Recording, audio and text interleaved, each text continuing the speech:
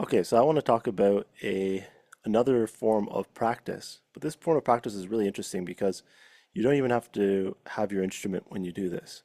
Actually, you don't even have to have your book when you do this. But there's two forms of doing it where you can do it where it's without a book, without an instrument, and there's another one which is just without the instrument, and you can still use your book. So let's start with the first one, which is the without a book and without an instrument. So basically, you're just like sitting, like kind of meditating or something.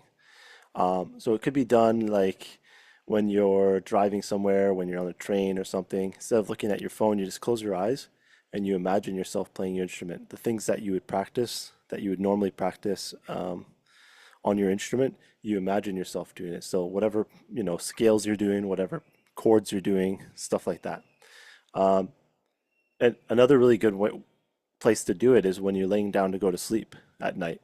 So you're laying down and you're just imagining, but maybe not. Maybe that would keep you up. It used to sometimes it would keep me up because it'd be engaging my mind and be like, oh yeah, guitar and stuff, right? But yeah, so you can just close your eyes and imagine, or like let's say you're, in a waiting room, waiting for something, waiting for your appointment or waiting for your music class or whatever it is, right? uh, or you're on the bus on your way to school, or you are whatever, right? Whatever it is, on all those little moments where you can kind of just close your eyes, or you just want to relax your eyes.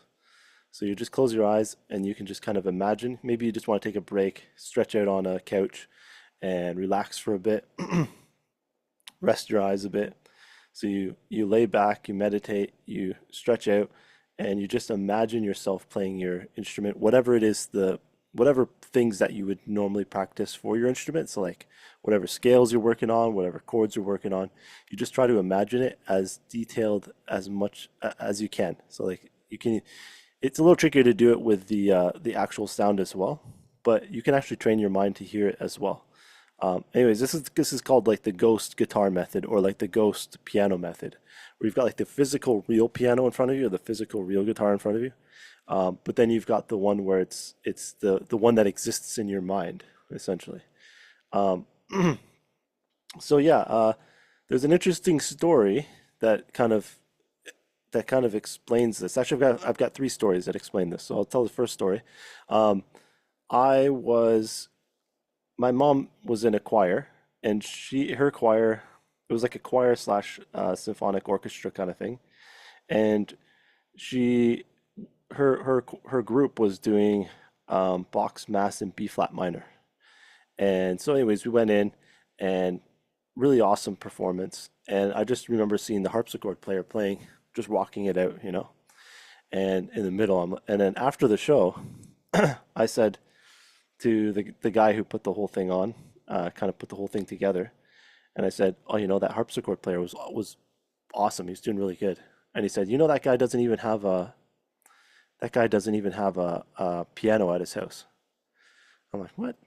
Okay, what do you mean?" And he's like, "Yeah, he's when he practices, he doesn't even have his piano there. He just takes the piece of music, the sheet music or whatever.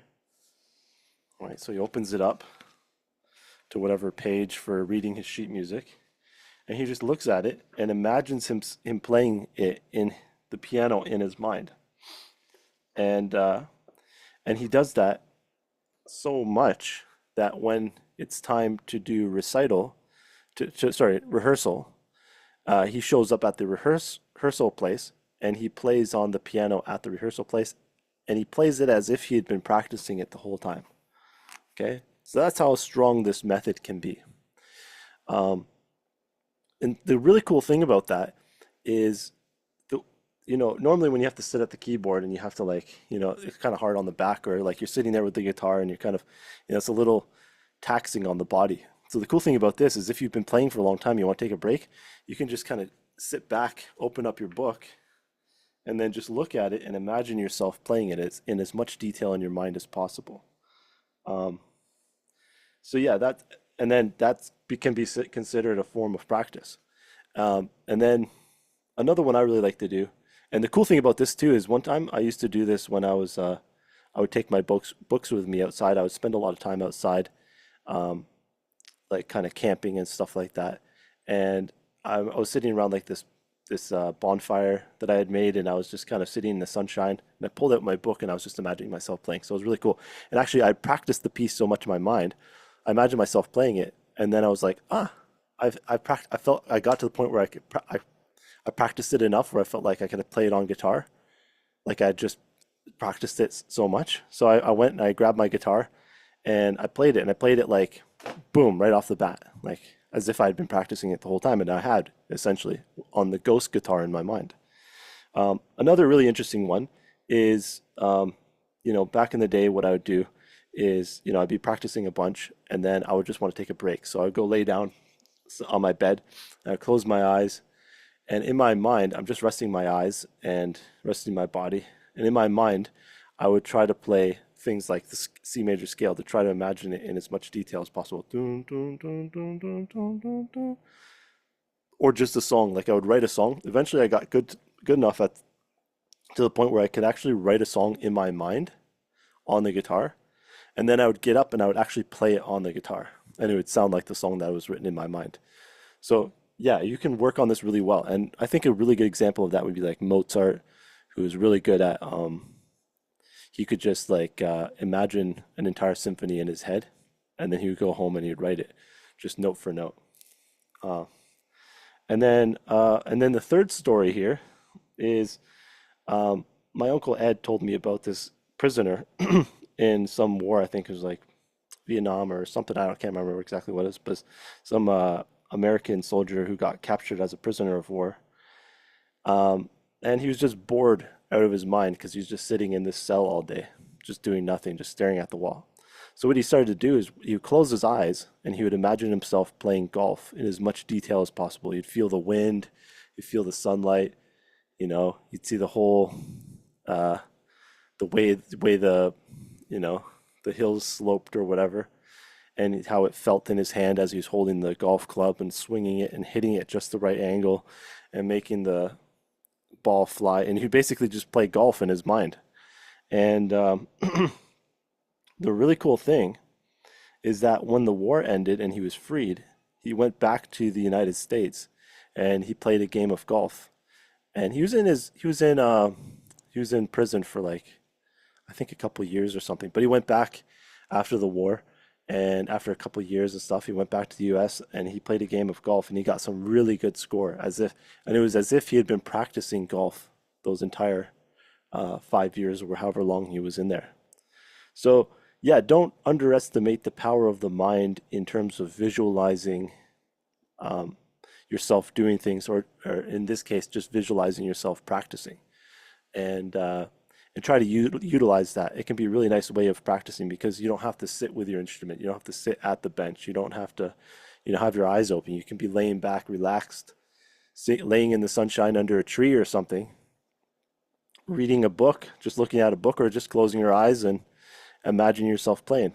And sometimes that form of practice can be even better than the actual real form of practice. Okay, and keyboardists do this a lot, and actually guitarists do this a lot too. Most musicians do this a lot actually in terms of um, when they're sight reading a piece. So if you think about like sight reading a piece, your eye is on the piece. You're looking at the piece, and you want to keep your eyes on the piece because you don't want to be like playing the piece and then look down at your instrument and look back up the piece and look down at your instrument. You do that enough times, you're like, oh, it's disorienting. You're like, oh, you start getting like nauseous, like looking around, back and forth, back and forth. So what you want to do instead is, and every time you look away from the piece and then you look back at the piece, there's a bit of like a few moments of like, okay, where was I? You know, trying to refine your place again. So it's much better technique to just keep your eyes on the page and then just play the guitar or the piano without looking at it. So that would be proprioception. Proprioception is when you can feel where something is. You know the distance of where it is based off of the feeling in your body as opposed to looking at it visually or hearing it essentially. And so yeah, so they already have when you're sight reading a piece and you're doing it that way, you already have the ghost piano or the ghost instrument essentially in your mind because as you're looking at the page, you're keeping your eye on the page and you're playing your instrument, but in a way, you can also have the visualization instead of looking down at the guitar, you can have the visualization of the guitar kind of present in your mind, or the visualization of the instrument present in your mind as you're playing. So, and then that way you don't actually have to look down at it because it's kind of like this floating spirit instrument in your mind that's kind of overlaid onto reality. So try to mess around with that and yeah, just try to build up that sense of the ghost instrument in your mind. You can practice on that ghost instrument, and yeah, lots of great things you can do with that. All right, there it is.